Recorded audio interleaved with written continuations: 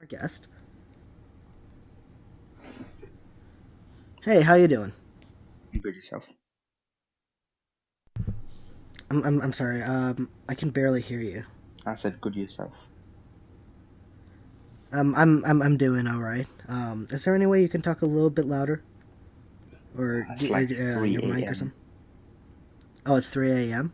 Oh, Yeah, yeah. cool. Where are you? I'm in Australia. All right. You're kind of soft, but I will do my very best to hear you. So, Let what me on the background has caught your attention? I was just saying, Christian turned atheist. The Bible, God's word, God is good and just. Why allow slavery? That type of stuff. Like, what makes you say this? Sure. So, the Bible God allows slavery in His law. So, why would He do that? He doesn't. I'm sorry. Can you repeat? He doesn't. Yes, he does. In Leviticus 25:44 through 46, he allows his people to own other people as property forever and pass them on as inherited possessions to their children after they die. That Have that you is read? slavery. You want to read that exact verse one? Yeah, I can read it for you. Hold on one second. Let me pull it up. What was?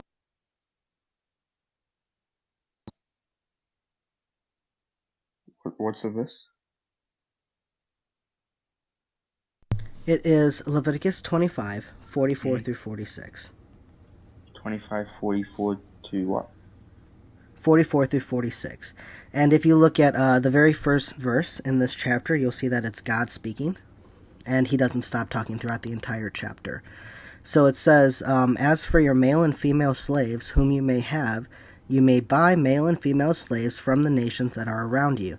You may also buy from among the strangers who sojourn with you, and their clans who are with you, who have been born into your land, that they may be your property. You may bequeath them to your sons after you to inherit as a possession forever, and you may make slaves of them. But over your brothers, the people of Israel, you shall not rule one over another ruthlessly. So, in God's own words, he allows his people to own non-Hebrews as property forever and pass them on to their kids as inherited property. And he says that it is of the non-humans that they can make slaves of, but over fellow Hebrews, they're supposed to be nice. Okay, so let me just give me like a second and then I'll Sure, show you sure. my answer.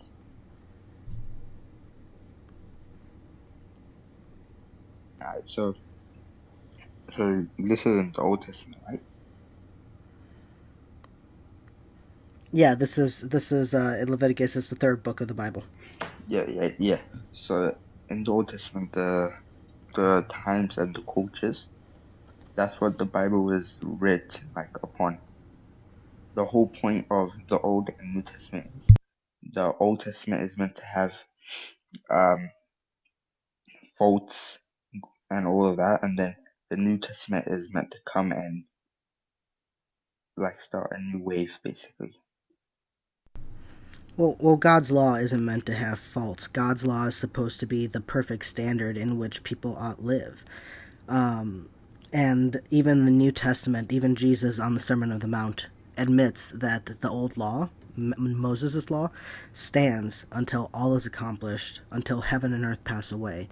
And all has not been accomplished, heaven and earth are still here, which means that even according to Jesus, the law still stands, and that these are laws that should be followed even today by the people who actually believe him. Yeah, what I'm trying to say is, So, and then also, yeah, I'm sorry, I have one more point. And then yeah, also go in the on. New Testament, there are countless of passages we can even look to that address slavery. None of them say slavery's bad. None of them say let your slaves go. They actually even tell slaves to obey their earthly masters, even the cruel ones. So even the New Testament allows for slavery. Wait, hold on, you hear me, right?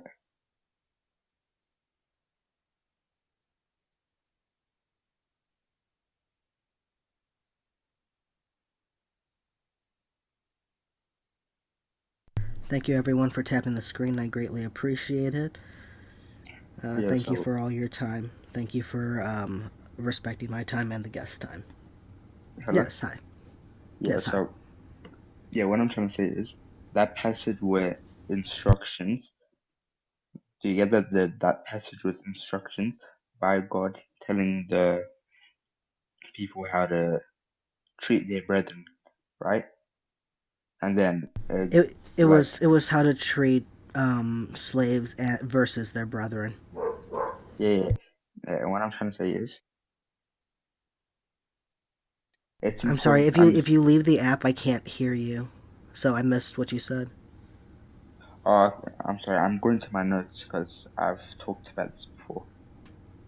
Oh, okay. No, no, I get you. Just if you are not physically on this screen, then I can't hear what you're saying. I'll just try my best to remember. Yeah, and I know it can be difficult sometimes.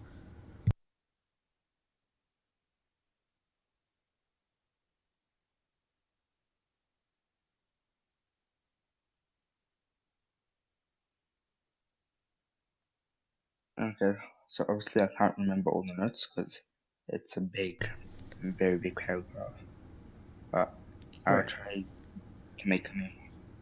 Basically, of the like you know how it has that passage, right? At the end of the day, the Bible's ultimate message for liberation and basically freedom is Paul writes Galatians, I think it was chapter 3, verse 28. If you read that, it was written by Paul. Yeah, that's referring to spiritual slavery, like to sin versus to God. That has nothing to do with what I'm talking about, as far as chattel slavery, the active practice of people owning people as property, and that is what I'm asking. Why does God allow that? So Galatians 3:28 doesn't address my question. Let me wait. I'm sorry, man. I really don't mean to do this, but I am going to let you go because I can barely hear you. I I hope that you come back a different day, but I can barely hear what you're saying, and you keep going back and forth between your notes and back, which I understand. But come back a different day, a little more prepared, and we can have the conversation. But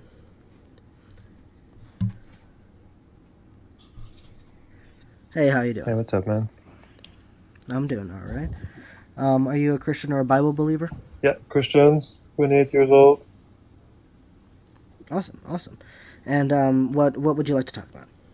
First of all, can you hear me well, or should I put earphones? Or Yeah, yeah, I can hear you a lot louder and clearer. okay, So yeah.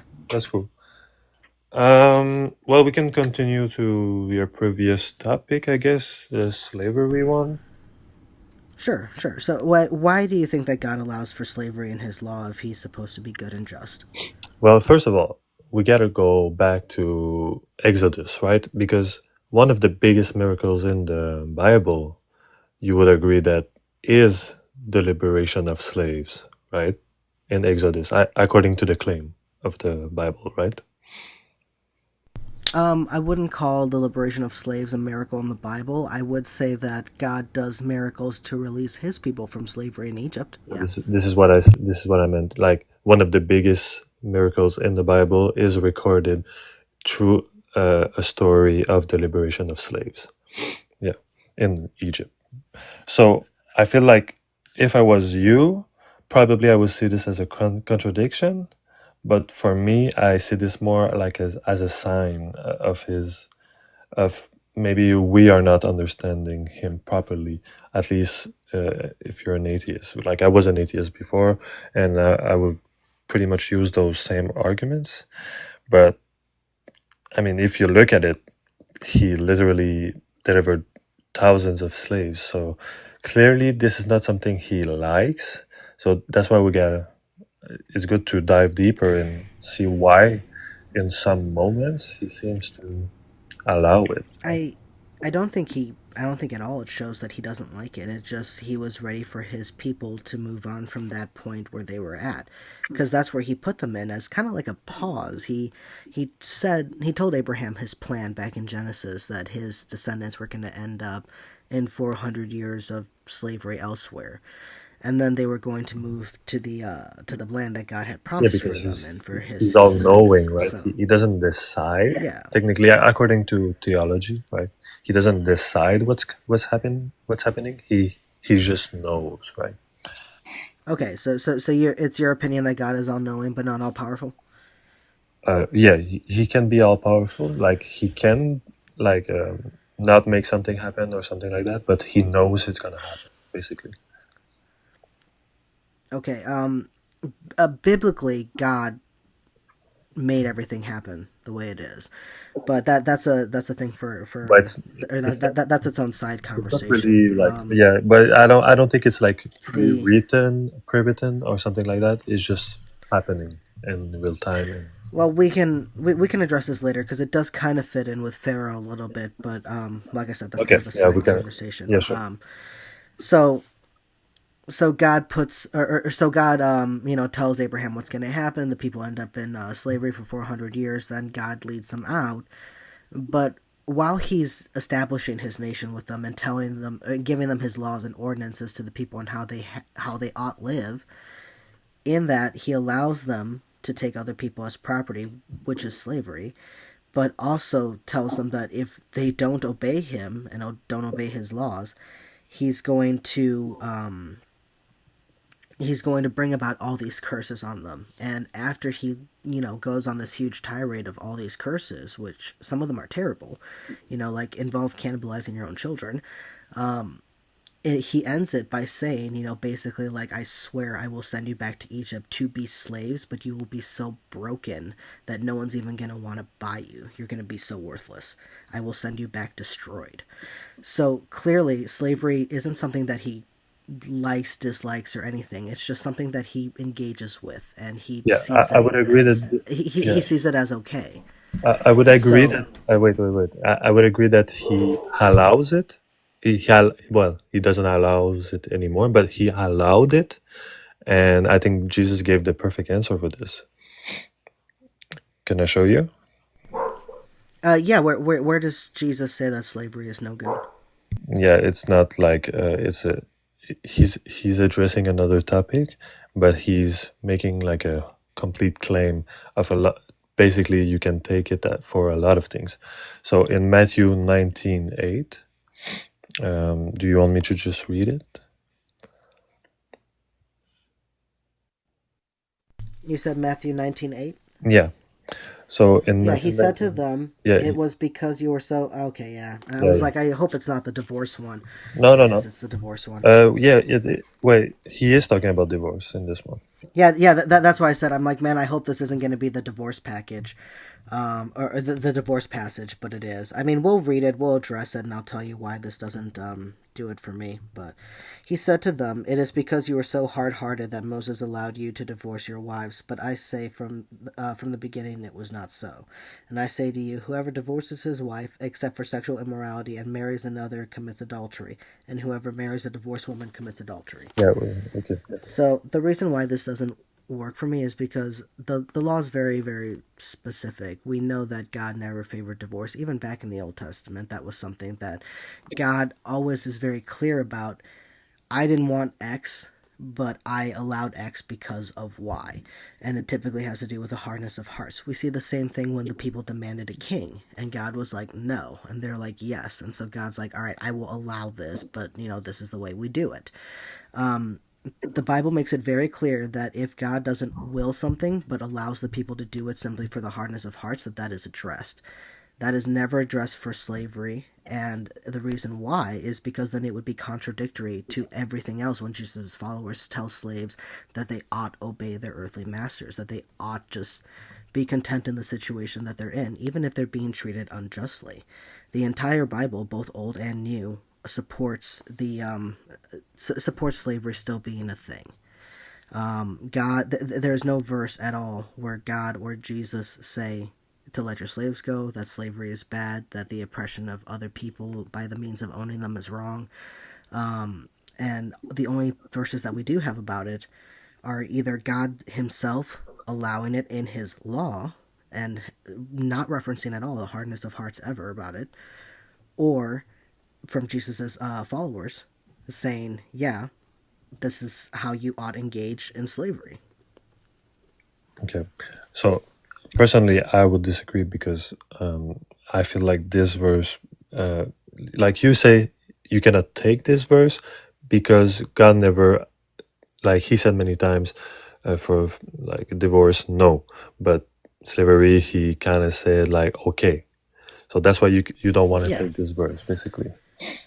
Well, not just that. It's also because even in the New Testament also allows for slavery to happen too. So, if you want to take this verse and make it tied to slavery, I don't see how you can do that because the verse never speaks about slavery. There's no reference to any other place in Scripture that helps tie tie slavery to this verse. This seems at least that you're just cherry picking this verse and trying to make it fit in this because you're like, I don't like this. Slavery is obviously wrong, but I need to somehow justify why it's in this book. Well, I would first of all I would disagree. I will never say that all slavery is wrong because, for example, I wouldn't if it's like a prisoner, I wouldn't say it's wrong. Like if it's like a war criminal, I wouldn't say it's necessarily wrong. If it's like I don't consider prisoners slaves. I think that I think it's wrong to consider them as slaves. I think they should still have rights and protections and their basic human needs met like everybody else. so, you think if someone unalive someone or someone rapes someone, he deserves like he he wouldn't deserve some type of servitude. No, I'm saying that I'm fine with jail, but I think that prisoners should have equal rights still. Like, I don't know where you are, but I'm in the U.S. and one of the like people joke about it, like, oh, don't go to jail, you're gonna get raped. That's something that is just a staple of the culture of our prison system, and it's to a certain degree allowed, and I think that that's horrific. I don't think that that should be allowed because those are still people whose rights are being violated, and I think that that is something that should also be that should be stopped and legally prosecuted as well. And I don't think that prisoners should be in illegal property possession. Or seen as that either, especially forever for no reason. So there's a big difference I see from prisoners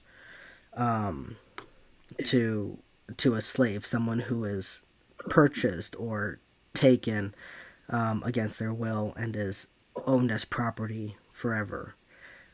So I think that there's a clear difference between the two. And even if we wanted to go by what you were saying, the Bible allows for you to take slaves that did not do crimes. So even in the Bible, it's not going with the type of slavery that you think is okay, Um, quote unquote. well, I saw like some sort of chart. Hi, Paul. I saw some type of chart some times ago, and it was something like it would explain what the type of slavery in the Bible, and then it would explain around the percentage of each of those type of, and then the one I would actually don't agree with, and you, well, I mean, no, you don't like any of them, but the one I would completely disagree with is only something like a 10% in the Bible. That's what I saw. But I'm sorry, owning somebody 10% or Like owing. like like the type of slavery that I would personally disagree with. This is um, in the Bible. It's barely like a 10% that's happening there. What type of slavery would you disagree with? Um, what which I don't remember the name of it, but I would say something like so it's not for a crime. It's not for pay debts. If it's not um, for like a war captive, and If it's not for a what? like like if it's not a war captive, A work? Like workplace? war Oh, war. Okay. war Yeah, got captive. you. Yeah. So basically, just like a soldier. Like, basically, what I would disagree completely with is basically kidnapping someone, selling them, and it's just like a random person. You kidnap them, you sell them. That's what I would So highly in disagree in with. in war, would you take it that only like soldiers could be taken, or like the citizens of the place that you overtake? Do you think that they could also be slaves? Mm. Um, I don't know. I mean, I'm trying to think like, You don't know. well, I'm trying to think like more modernly. If we would, let's say, we would invade a place. Um, no, I would say no. I would say probably only the soldiers, in my Okay. opinion. In Deuteronomy 21, we see God giving rules of warfare, and starting in verse 10 in Deuteronomy 21, it says that when you go out to war against your enemies and the Lord your God hands them over to you, and you take them captives, suppose you see among the captives a beautiful woman whom you desire to marry, and you also bring her, and so you'll bring her to your house, shave her head, pare her nails, discard her captive garbs, and she will remain in your house a full month, mourning for her father and mother. After that you may go into her and be her husband, and she shall be your wife. But if you are not satisfied with her, you shall let her go free, and certainly not sell her for money, and you must not treat her as a slave, since you have dishonored her. What I'm seeing here is that God is allowing his people to go make war with other people, and if God helps them, overtake it, that once they have overtaken the city, and that city is now their captive, if they see a woman there that they want to marry, they can take that woman back with them to their home, and then they're going to strip her of her identity, basically. They're going to shave her head, cut her nails, which is a big signifier to one's identity and culture. It's a huge tie to that. But you're going to strip her of that. You're going to let her mourn her mother and father for a full month. And if you go on to like Jewish online studies for this passage, they'll tell you that the reason why it was a month was to ensure that she wasn't already pregnant with another man's child. And then once those 30 days are up, you can go and sleep with her. And then if you're not satisfied with her, then you can't sell her because you've diminished her value. She is seen as dishonored, devalued, broken. So you can literally just kick her out. You don't have to give her anything. You can just kick her out on the street. How is this not sex slavery? Okay, so first of all, I'm gonna say when I learn about the Bible, I never go to Jewish scholars basically, because I just don't really trust them whatsoever. Because Jesus came and for the Pharisees, he told them they just don't understand. So I don't see how I as a Christian could ever follow something a Jewish scholar would say, because Well, yeah, would you take a Jewish scholar's word when he says, "Oh, this original Hebrew word was this, and it means this"? I would trust anyone who speak the language. Yeah, if he tells me like, okay, this word means this, So, can mean so don't you this. think that maybe you should at least trust the ancient Hebrew scholars But about the but ancient Hebrew scriptures? but I can, even that I can go to many Christian scholars who knows the Hebrews, the Greek as well. So Okay, sure. I can actually even find you Christian sources that will also agree to okay, this. so The so reason why I for bring the up Jewish is because most people do prefer the Jewish because it talks about the original language and it breaks it down. So for this verse, when you read it, and from what I've heard very little about it, but from what I remember, it seems like the reason they shave her head is exactly for nobody to touch her, basically, to make her like um, it's like for men to control themselves, basically, from the perspective of the Bible. Like they don't want anyone to touch her or anything, so they shave her head. How are they going to do that when she's alone in your house for 30 months or for 30 days? No one's going to be touching her. She's by herself in a room in your house. Well, I guess it would be for the man also in the house. So he doesn't get But he doesn't attracted need to to do her. that. He already has the command of what time period. How is it that her hair being cut is going to stop a man from touching a woman?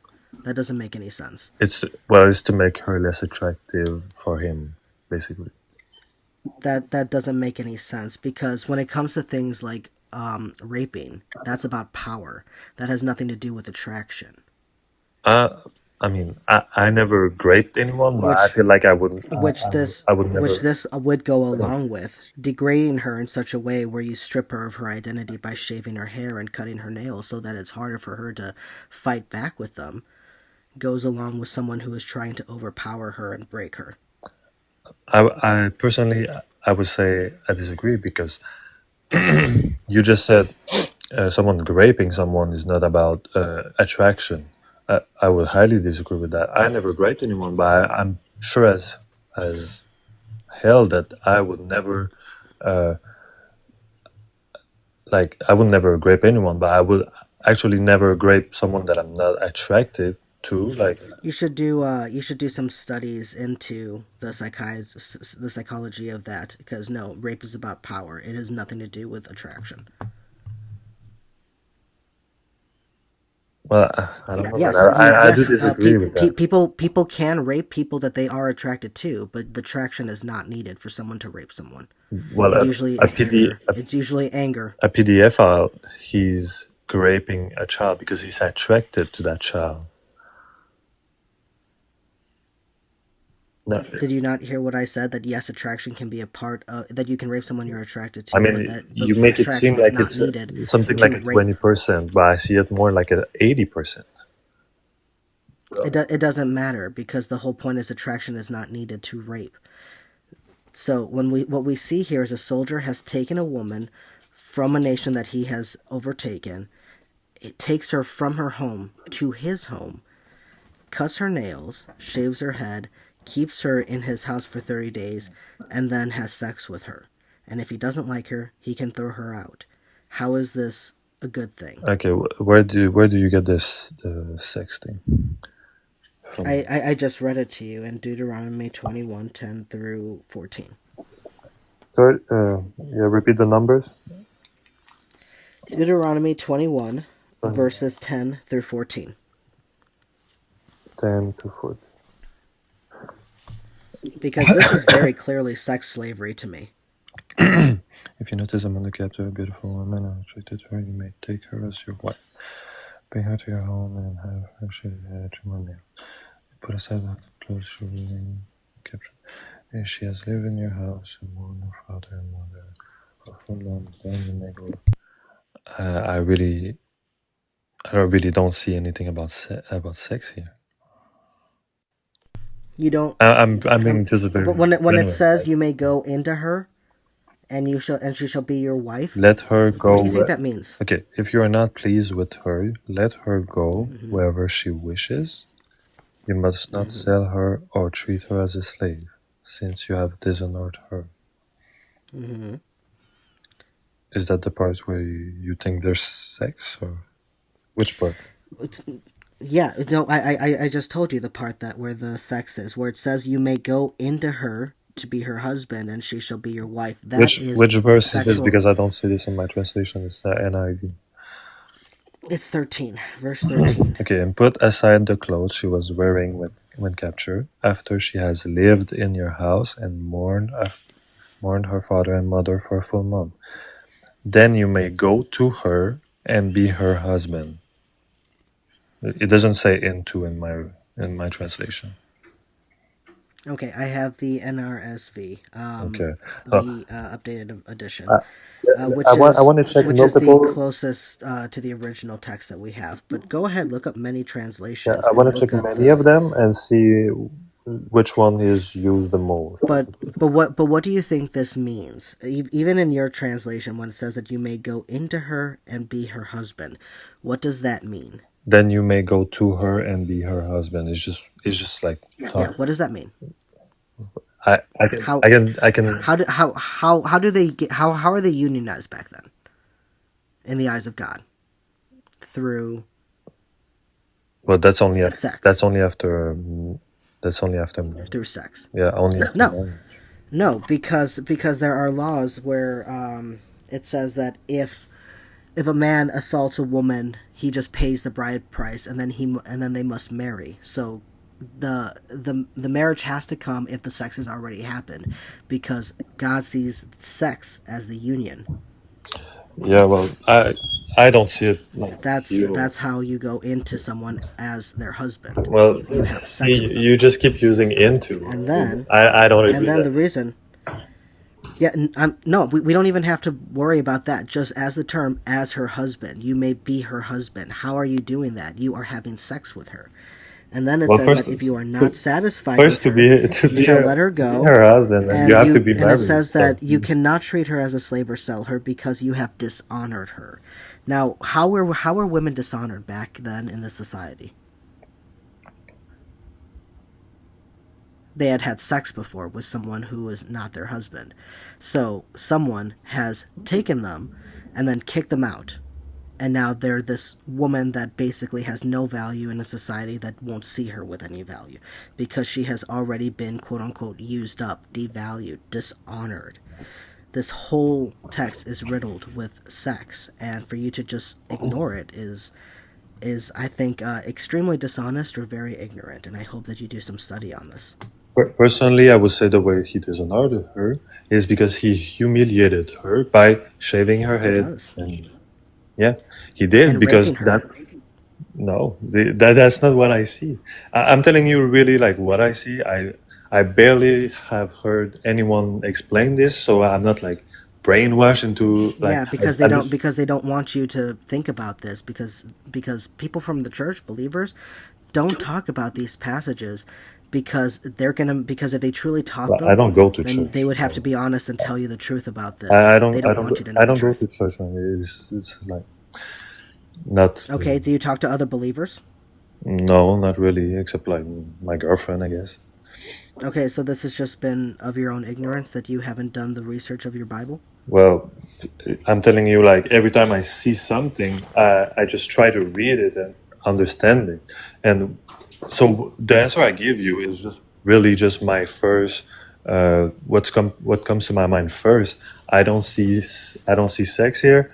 I don't see like anything really bad, except that he did humiliate her by shaving her head. And for me, this was to cut the attraction for not raping her. So. Do you think that maybe it would be better to control himself if he just did not take her from her homeland? And even that, I see it as something like good because basically they just took the village, right? So the village is the for the new people who just invaded that village. So you support soldiers overtaking a place and then taking even the innocent citizens for their own. So she's not like. So you are changing your mind from your previous position? What is my previous position? Your previous position was that the soldiers that overtake a place should leave the citizens there alone, and yet you are just saying that it's now a good thing that they overtook the village and then took the citizens basically and took them back, that it was a good thing. And so that's contradictory to your position earlier. And it seems that now that I've shown you a Bible verse that shows that the thing you said was wrong is actually okay in God's eyes, now you're trying to change your answer. It just seems very inconsistent. No, I said they should not take them as slaves. Yeah, no. This is a slave. If you're taking someone who has no choice in the matter, their consent is not at all valid, you're taking them because you want to, because you find them attractive, and then you humiliate them by stripping them of their identity and by assaulting them, and then if you don't feel satisfied with them, you can just kick them out. That is sex slavery. You have taken them to be an object for your pleasure. Well, that's really not how I read it. Okay. Well, I hope that you do some study on this passage because that's definitely what is being allowed here by God. So, do some study on that passage. Again, it's Deuteronomy 21, starting in verse 10 to 14. Go look at all the Well, commentaries. well, Look at that's what another scholars thing have I to didn't say. Look check. at the original Hebrew. That's another thing I didn't check. Is it God talking or is it Moses? This is God. Okay, so This is God allowing this. God allows this in Deuteronomy 21. God allows similar things to be done in Numbers 31. Deuteronomy 20 also has God allowing you to take forced labor of the people that surrender to you. So that means that you can then make those people slaves. And yeah, there's lots of passages where God Himself is saying, "These are the people you can own as slaves. These are the people that you can off. These are the people that you are allowed to take from their homeland and make your wives. And if you don't like them, you can just kick them out." Which is crazy. It's okay, very incompatible with a good and just nature. so I guess I'm gonna check more into it. Yeah, Maybe for sure. I can come back sometime. Because For sure, I'm man. gonna I go hope you eat. have a wonderful day. I do have to get going. I got to meet my girlfriend and her mom for lunch. But So I'm gonna follow I you. do hope that you do some research on these topics. Yeah, Yeah, I'll give you a follow back, and I hope you come back to rediscuss. yeah. All right, man. Have a good day. All right, goodbye.